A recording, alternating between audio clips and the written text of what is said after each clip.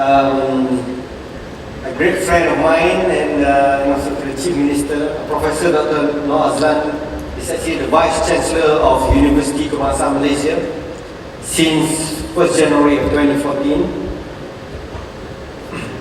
He began his career at the university over 25 years ago as a lecturer in the Faculty of Business. Professor Noor Azlan is also the Commonwealth Fellow of Financial Economics and Banking at the Association of Commonwealth Universities ACU, as well as the Mason Fellow at the Kennedy School of Government, Harvard University in USA. He currently heads the Economic and Finance Cluster at the National Council of Professors in Malaysia. From April 2006 till September 2009, Professor Noor Azlan was, prior to his appointment as Vice Chancellor of UKM, he was seconded to the Prime Minister's Department, and during his tenure at the PM's Department, he has served as the head of the Special Consultancy Team on Globalization, National Economic Action Council and EAC, the Director of Microeconomics and Investments, National Implementation Directorate NID, as well as the Director of the Malaysian Development Institute in the Economic Planning Unit.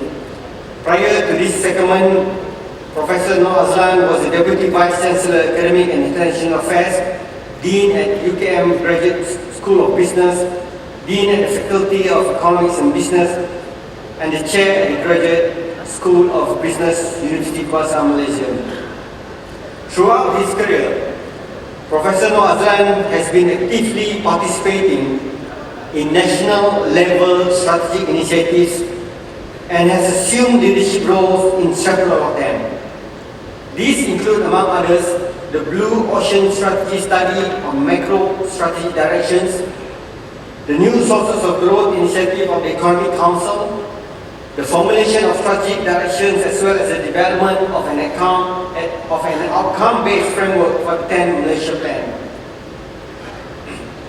I'm proud to also mention that Professor Noor Azlan was also one of the inspirational architects of the state's long-term master plan called Perak Manjaya, which has given birth to not just the think tank which is organizing this whole event called Institute Darul Rizwan, but some of the great ideas that come along it, including the organizing of the Pangkor Dialogue from its early days. And Professor Noor Azlan recently obtained a Master's in Public Administration from Harvard University. He has earlier earned his MBA in Finance and PhD in Economics from the University of Nebraska, Lincoln, USA. And it is in great honor that I would like to welcome Professor Dr. Noor Azlan Ghazali to be on stage with us today. Please welcome. And very good afternoon. Thank you, Dato' Amin, Saudara Mazlan, Dr. Mazlan, and also ladies and gentlemen. It is I'm feeling so happy because of the organizations of this PIDD are coming to a stage that we see a lot of things are happening from such a very small ideas of gathering people to talk about development, but now it expanded into many other things and attracting a lot of audiences from different sectors, from the industries, from the government, and also from the universities. I was tasked to talk about growth and inclusivity. I shape it a little bit from the perspective that probably will be a meaningful sharing this afternoon. Is it coming up? No. Okay. The reason that I put these two together because of every time when people talk about growth, claiming some success about growth, then immediately you hear on the other side, people say, what growth? I don't feel it. Some group will say that the economy is growing very fast The economy is growing, at a 6.3% rate for the last 50 years. But still we are hearing people saying that there are certain group of communities are still being left behind. And it seems like growth and inclusivity is not something compatible. For Malaysia, when we talk about growth, we always talk about how to get the economy moving a lot faster. For example, if you look at the economic transformation plan, which is lauded by the government today, on average they are talking about 6% growth. The economy has to keep on going at an average speed of 6% growth, and that will take you to the state of a high income economy, advanced economy. But growth by itself has to be planned. Without a proper plan, we will not be able to see growth. So the first part of my sharing is that I'm going to talk a little bit about growth process, because I think this is prime. In many cases, sometimes in Malaysia, sometimes you heard of this mantra of growth and distribution. So they talk about both, they talk about growth and distribution. But in most cases, what gets most attended is the distribution rather than the growth. Sometimes without growth, so people are busy when they talk about distribution, their concern is about how to slice the cake. But very few people are talking about how to make the cake bigger. So everybody is busy about how to slice the cake. What is my part of the cake, but no one is talking about how to bake the cake and make the cake look bigger. So let's talk a little bit about growth. Engine of growth, I always use this locomotive. This is a huge train locomotive. The idea is that this locomotive is right in the front of pulling all the coaches ahead together and moving fast towards certain directions. So when we talk about engine of growth, how do we mobilize the resources to create growth? Now, normally, in many cases, people will tend to look into what are the natural endowment that they have. And in the early days of growth, natural endowment normally become the first thing that the citizens or the country will explore into. Look at the case of Perak, for example. Everyone who learn about Perak will definitely see two things, tin and rubber, right? Because these are natural endowments. You are endowed with all the climates, you are endowed with the minerals, you are endowed with the environment that would allow you to grow rubber and also to mine tins. In many cases, countries tend to pay a lot of attention in extracting this so-called gift of God, basically, the endowments that you have down there. But over the years, endowments are limited. These are rule of economics, that endowments, the more you take it up, the less that remains. All forms of natural endowments are subject to this so-called declining kind of returns. The more you dig it up, the less remain, and to get more out of it, the more costly it becomes. Not only in terms of the technology, but also in terms of the externalities, the cost that it might create toward the environment, toward the other parts of the economy. Endowments can be a good guide, but having endowments alone is not yet sufficient. Sometimes in Malaysia, let's relate to the case of Malaysia, someone saw that there is a waterfall and immediately they said, okay, let's do tourism. Why? Because we have the waterfalls. But waterfall alone by itself is not yet a sufficient condition to make sure that your tourism business will flourish. Because there's a lot more that has to come around that waterfall to make sure that that waterfall becomes attractive. For a nation, then the next stage normally we'll talk about this so-called the more macro environment. A lot of attention is being given to this so-called macro stabilities and so on. If you look at many indicators that are being used by the international agencies, be it, for example, World Banks, IMD, and many other agencies, when they look at the nation, the stability of the economy, they start to put in the macro numbers, inflation rates, employment rates, and then they talk about the education, they talk about some other aspect of utilities and so on, electricity and so on. And many are focusing at the macro numbers as an indication that this is a potential place. But achieving macro numbers alone is still yet to be the right or the sufficient things that would allow the economy to grow. Many countries, they have a very stable economy, but the stability of economy is the requirements for you to have economic growth. What do you want actually from this in terms of managing the economy right? Take for example, these days when I am standing up on the stage, normally people will start to talk about exchange rate stability. You know, people talk about, you know, when we see these patterns of exchange rate, when we see patterns of even before the GST was introduced and so on, everybody was crying as though as everything will collapse. In 2008 and 2009, when the price of oil reached the peak, I think it's about $139 per barrel. The only cry that Malaysia has is that if the price of petroleum goes down, economy will be booming. But these days, the price of petroleum is almost at the bottom. And yet, the economy is not booming as well. Meaning that, you know, I mean, it seems like either going up or going down is not yet a criterion that will determine whether the economy is growing or not. Now, there is one more dimension that need our attention, which is the microeconomic of how the economy is working.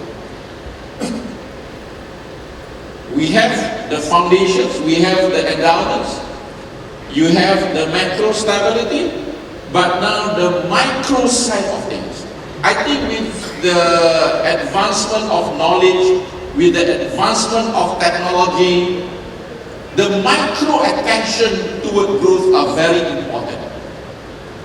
It takes us to pay a very detailed attention. This is a level that normally being left out. Associate, thank you very much for coming. This is the dimensions of looking at the quality of business. This is the dimension at looking at how industries operates and how they strategize themselves and what are the level of competition that is actually going on within a particular sectors. This is the so-called micro dimensions of growth or competitiveness that need us to pay more attention to. Let me give you one example. If we want to create a growth in certain sectors, let's pick, for example, my favorite example is the solar industry. In Malaysia, actually, we have solar operations in Kulim. We have solar, I think, a little bit in Perak, maybe there are solar in Malacca. There is a global solar valley. And having the investment in Malaysia by itself is not yet sufficient to allow us to see the solar industry to flourish in Malaysia. Because the solar industry would require many other things surrounding it. I remember that at one time, we are talking to a group of investors who would like to explore into something to do with nanotechnology. Among the first thing when they landed, myself and Jared were there, we were working together. What they want to know first is that they asked us, does Malaysia has the technology capability to go forward in solar? How many solar professors that we have in the country? How many centers that are working on solar technology? How many PhDs and scientists that we produce in solar industries? The first visit is to visit all the centers of solar technology in the country. They yet to talk about where to go, where to invest and so on. After they are convinced with these so-called capabilities, the nanotechnologies, Then they talk about location. They are counting from hours of time the engineers from Japan to reach to the workplace. All the way from Narita, coming to Malaysia, going to the next location, and then how much time does it take for them to enter their factories? And then pass out, and then we go to the next stage. And they are asking us about the financing of these so-called nano industries. Whether can we have access to finance and so on. And even after you pass through, the first question is very technology, and then it's logistic. Technology, logistic, finance, and the last question they ask us, whether do you have intellectual property capabilities to basically go to the court in case if there is some so-called intellectual property cases brought to the court. Because they are bringing in the new technology. And again, I have to go around and see whether does Malaysia have that capabilities of IP capabilities to deal in the court. See, nano, technology, logistic, finance, and finally legal. In order for one industry to be growing in certain place, it requires a lot of things happening around it. And this aspect of micro competitiveness, this aspect, the micro elements of growth is what is probably missing in my perspective of looking into Malaysia. Come back to the case of solar. If we are able to put all the solar industries together in one location, then you'll be able to see that the industry will be growing a lot faster. Proximity are very important. Let me try with you. If I say that I want to go to, sorry, I have to mention this place. If I want to go to Laoya, what do you think am I going to buy? Am I going to buy a car? No. Am I going to buy a kain batik, songket? No. Well, without telling, 99% say that you must be looking for something ICT. Hey, I'm going to Jalan Tunku Abdul Rahman. What do you think I'm looking for? Well, most likely, maybe, clothing, linen, something like that. So, you see locations, they are being, the agglomerations or the dance of activities are very important. So, in order for us to create growth, we have to take into account all these so-called dance of activities and the nearness.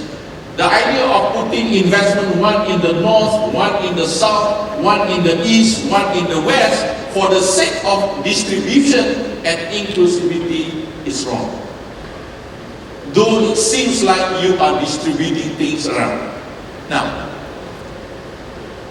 we have this so-called growth. Now, the next issue is that will the growth that we are creating gives enough room for everyone?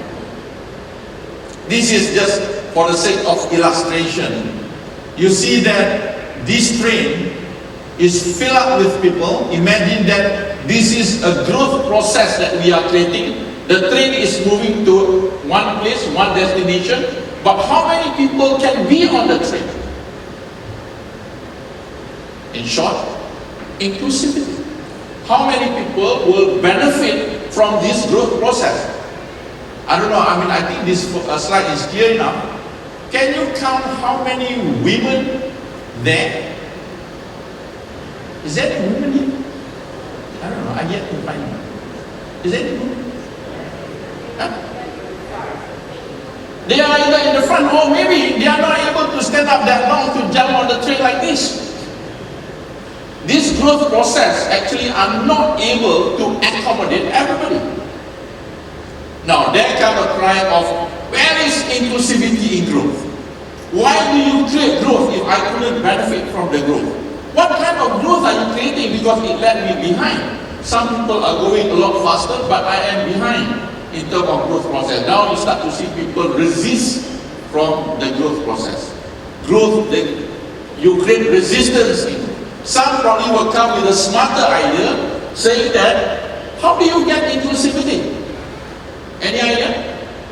Any good idea how to get inclusivity? Anyone want to try?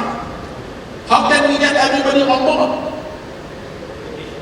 Education? Or with respect to the train, how can we do it? Well, stop the train. Some says, slow down the growth process so that I can jump into it, and then when I'm ready, then we move on. Some probably would believe that the economy is growing too fast. The cost of living is going up because the economy is growing too fast. And people are crying for reducing the cost of living, and some probably will go to the extreme saying that, slow down the growth process. Maybe we have this. This is for the sake of inclusivity. Everybody is on board. But the problem is that when everybody tries to be on board, the train might not be able to move. I don't even know who actually are steering this train. Or maybe this guy out here. Look at this guy. This is, you create the dependency. The first person is holding the train. The second person is holding the person who holds the train. And the third person is holding to the person that is holding the train. Now, economists talk about dependency ratio. That in one family, only one person is working, the rest 12 of them is actually depending on one person. And if this person, he misses out, and all of them will collapse. Look at this guy. He barely holding to other person to make sure that he is on board.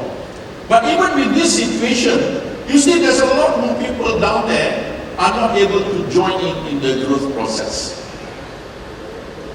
So now, we want growth, we want also inclusivity.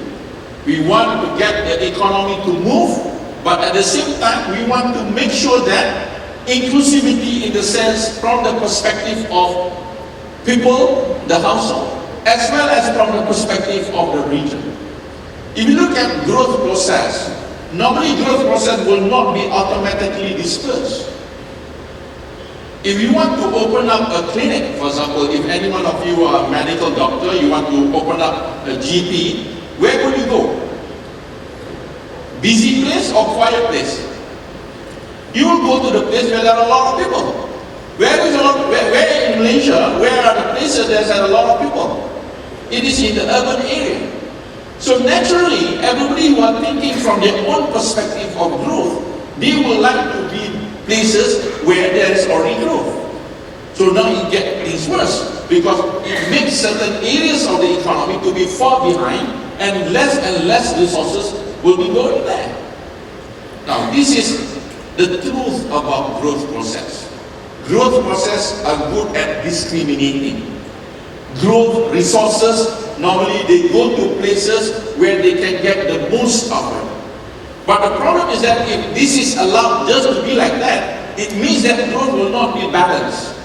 It means that there will be part of the economy where people are not benefiting from growth. This is the case of the economic dualism. You know, you are in KL, that's fine. You travel for about 1 hour, you go to somewhere in Kuala Pilah, you go further down to Batu Tingkit, you go further down to Padang Lebar, and you go further down to the Jambatan Bosi, then you will see that there's no development there. Development is concentrated in certain areas, and certain areas are being left behind. But we cannot afford to allow that to happen. So we have to plan. Growth has to be planned. Growth has to be planned such that it is compatible with so-called inclusivity. If you think that the growth process will filter down, trust me, it will never filter down. Because there is a lot of layers out there that will make sure that the growth process basically just remain at certain place. Sometimes we heard of the idea of filtering down, in the sense that when you create growth up there, as long as you pour water dalam pasu bunga, for example, then you hope the water will flow down. But actually it is not. Because there is a lot of so-called inefficiencies, there's a lot of imperfection along the way that will not assure that that water will flow all the way down. That is the reason. This is what we call market imperfection or market failures. You know, this can be very troublesome. In banking, those who study banking, well, one of the goals in terms of you in evaluating loan performance, loan application, is to see which one is the most potential. If there are two persons come to you, one is a very established business guy, one is a startup, one has a lot of collateral, the other one has nothing with them, only ideas, then which one will you choose? He will choose the more established, the more promising, the person that has collateral, the person that has track records and so on. So what happened to the new startup? Then you see that these market failures will always discriminate away this kind of new startup and so on. So therefore, knowing that that's how the market works, I strongly believe that growth has to be planned and, well, let's not use the word intervention, but has to be planned strategically such that it will disperse and it will assure inclusivity. Let's look at some of the model. This is a model that looks into how growth can lead toward inclusivity. This is a 3D model, the work that is basically extracted from the work of Paul Krugman. The idea is that Krugman looking at the growth process and start to see there is a geography in growth. Why is that growth is happening here, but it's not happening here? What is so special at this place? Why is that certain locations are known for certain products? If I say watch, what do you say? New York watch? You will say Swiss watch, even though I might get this in Padang Besar. When I go to Disney World, if I go to Orlando, what kind of tourism that you have in mind? Maybe I can test you. Let me mention 3 places and see whether you catch this up. I will mention Bali, Phuket and Orlando. In 3 seconds, you can imagine it, right? Where do I enjoy the best roller coaster? Orlando. You will not say that, hey, I went to Bali, I enjoy a roller coaster. People look at you, what's wrong with you? You go to Bali, you shouldn't enjoy roller coaster. You want to enjoy roller coaster, you go to Orlando. See, these 3 are offering the same kind of macro goals. They are all offering leisures. But again, you go micro, they are offering different kind of leisure. Bali will offer more traditional, Orlando will be offering more futuristic, and I don't know, that's what they offer. But see, you see that if you want to create growth, remember that growth are associated with location. This is as an example. Imagine that the state of Perak. Maybe, just a quick illustration of it. There are so many districts, so many areas, and there are so-called things that are preventing them from connecting to each other. Right? Imagine that each localities, either they are being separated by some natural kind of forces, or they don't have any connectivity. If you want to create growth, the first rule of thumb is to create density. It has to be dense. Growth must come first before we talk about distributing the benefit of growth. So first is to create the density. And we have to be able to mobilize resources so that it tends to cluster in certain areas. This is sometimes can be very difficult because people will say, I want to do tourism. The other side say, I want to do tourism. The other side say, hey, I have a waterfall. I want to do tourism. Everybody do tourism a little bit and none of them successful. You have to make some strategic decision which part of the economy will get something. But it does not mean that it throw away all other industries. What it means is that you bring density, strategically attract investment to come to one location and put up all the facilities around it. The next thing what you need to do is to remove the so-called division. Division sometimes can be very strange in terms of the effect. The logic of economy says that if you have 2 buckets, You fill up with water, the water will spill over to the other bucket, and the other bucket will benefit. But if there is a thick division behind it, that benefit will not spill over to the other side. That allows inclusivity and distribution to take place. Sometimes, you see that, if I may give an example, if you look at Singapore, if you are down in Johor, you see Singapore just over there. But actually, the true economic distance might be very far somewhere in Australia. I don't know. No, economic distance is not the same as geographical distance. So we have to plan in terms of to make sure that there is no division that are dividing this region. And then connect them. You have to make sure that they are connected in order for this movement can take place.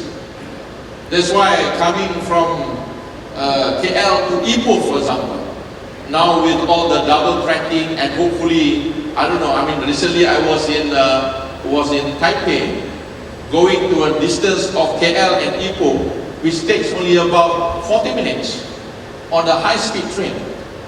And that makes probably people living in Ipoh and working in KL. Even now, I think with all the train facilities, people start doing that. Most important is not where people work, but they spend the money where they stay. You can remain like this, but as long as you have a good connectivity, then you can create all this kind of work. And then creating something that comes along that. This is what we call the related and supporting industries, institution for collaboration, training institutions, R&D. If you want to bring solar, within that there must be solar scientists, solar engineers and so on.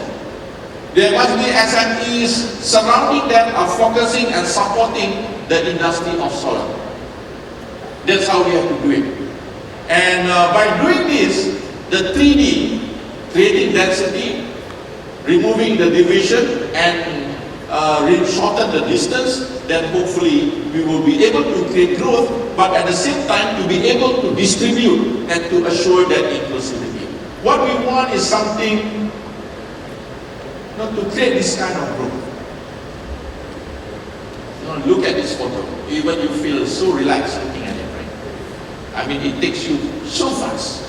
But you want to make sure that while it's moving fast, everyone is well served and enjoying the ride. So this is the kind of economic growth that we want. We want Malaysian economy, hopefully Perak economy will move that fast, but at the same time, everybody is there to enjoy this growth process. If we don't plan this together, trust me, the train will finally stop because people are not benefiting from growth. So that's it. Thank you very much, and I hope the sharing will be useful for us to think about a growth process and how to assure inclusivity. Thank you very much. Well, great presentation. You are, as much as we are in developing Perak from the start, way back in 2009, I remember those days, we sit down together, you talked about 3D and everything. And I think we have put it into the overall plan for the state. We actually look at 3D model, and very much we try to do so. Well, that was when I was running the think tank or given the brain. But now that I was given the hands and legs to do it, I find it more difficult to do it than thinking about it. So, what are the examples that you think we can learn from, and how do we accelerate growth with inclusivity? In making sure that connecting the dots that you showed earlier can really be done. Okay, thank you. Great, Dato' Amin is relating to when we sit down. I believe that these areas, I remember when we started working way on the other building, we're looking at this area, there's nothing here still, right? What you have a little bit here is already a good starting point of the 3D. You are creating density. You are pushing development in one location. Let me give you another example, which is so close to me. If you went to Bandar Baru Bangi or Bangi and Serdang, actually if you flip all the trees around, you will see there are at least 30 to 40 research institutes surrounding that area. Just name it. Before you enter UKM, you will see National Institute for Occupational and Safety, NIOSH. You will see the legal, you will see genome, you will see nuclear, you will see Petronas, you will see all the banks are lining up on the other side. You see the so-called Rural Development Research Center. You see all sorts of research centers there. Not far away there is Mardi, and just name it. MPOB, everything is there. They have the first deal. The density is there. But trust me, while they are near, actually they are very far. The distance is actually, the true distance is very far. Many of us actually have never knocked each other's door. We never talk to each other. We don't really know who they are. And what are they doing? And what are we doing? We never share. There is no platform. What we need to do, and then recently we call up, I call up about, you need a champion. You need someone who basically to take lead in terms of mobilizing this. It will not happen naturally. See, this is about 40 research institute. Bandar Baru Bangi, actually, if you can assure the other 2D can happen, which means you remove the division, allow them to talk, allow them to share facilities.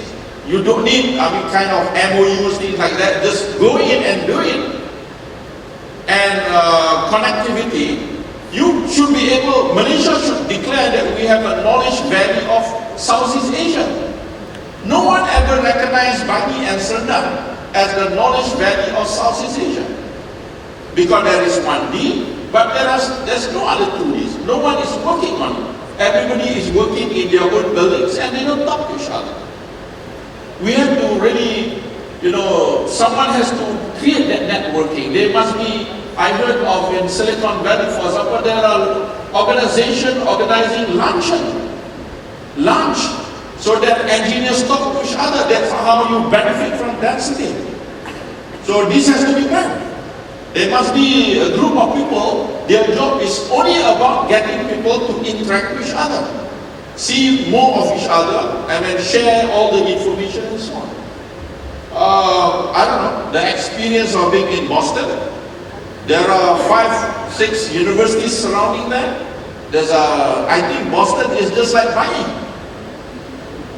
Is the highest PhD per capita in Malaysia, I think, is Bandar Baru Bangi. Every alternate house, there's someone PhD holders there. True. If you go to Bangi, you check around, you see that guy has a PhD, he worked in Mardi, that guy has a PhD, he worked in this Genome Institute, that guy is UKM, this guy, and so on. You go to even to the night market, Pasar Malam also, there's a very educated Pasar Malam market, people who are doing the shopping. But we are not able to create that truth. To cross the highway, it's not easy. In Boston, for example, those in MIT can take courses in BU, can take courses in Harvard, can take courses at Tufts, and just do it. There is not much division. Here, you got to bring tons of letters. First, show your pass. Who are you meeting? And before you exit, you again have to show the pass. I think the point is that the 3D, yes. Conceptually, it is the logic of economic is there, but still, it will not happen by itself. It needs someone to mastermind that, someone to allow that to happen, and to really understand the concept of promoting the 3D for the sake of growth and also inclusivity. We have to basically find that mastermind is very important in terms of move and realizing this field. Meetings and then can we do us I have a small academic problem, just an experience, like visas. I believe that the idea of concentrating everything in one place was not an original idea, right? I think the idea was born when Sabidaya was created. And then when Sabidaya became a success, I think the government called through a commission, a long commissions, under this Malaysian Institute of Economics to plan, to give some idea of the rolling out plan, to roll out Cyberjaya to other regions of Malaysia. But I realized that at that discussion, quite a number of lecturers opposed to the idea of rolling out for the same reason that you mentioned just now. There must be concentration, there must be more symbiosis, there must be growth in that region. But somehow we're going to be dispersed. Now, but now I think the situation is different from.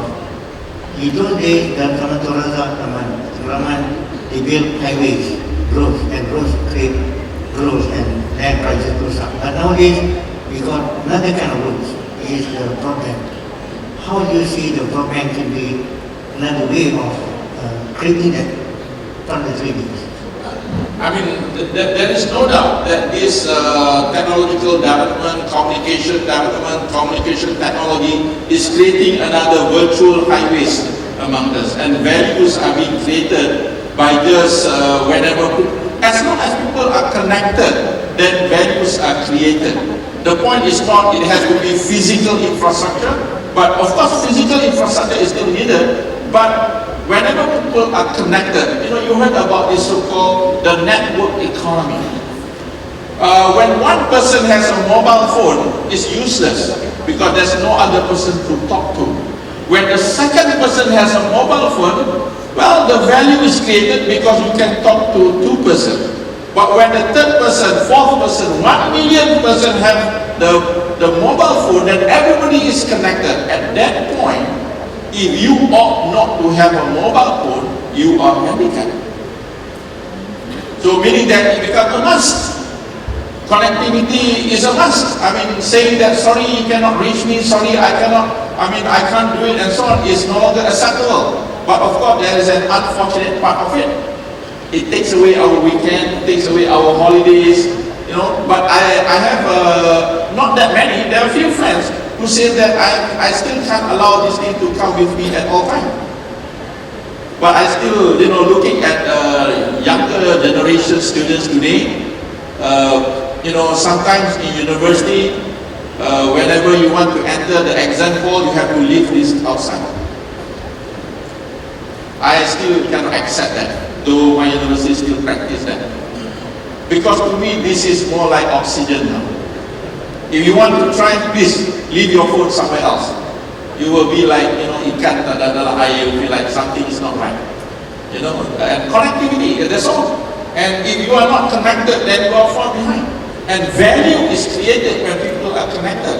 So that's why the job of connecting people, just as I mentioned earlier, about putting people together in one hall and even this PIDD, is about networking. It's not about seeing all the booths. All the booths you can see inside here. But knowing and connecting to people, and that will normally create values. And if you may take away from this session, connect. If you connect, you create values. Thank you very much.